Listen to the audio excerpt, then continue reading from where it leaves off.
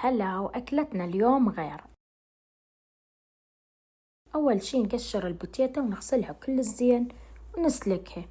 بهذه الأثناء راح نحضر اللحم، شوية زيت الزيتون ونضيف اللحم المثروم، نضيف بصل، 7 بهارات، بابريكا وملح، وآخر شي نضيف عصير الطماطة وحاطة وياه شوية كاتشب.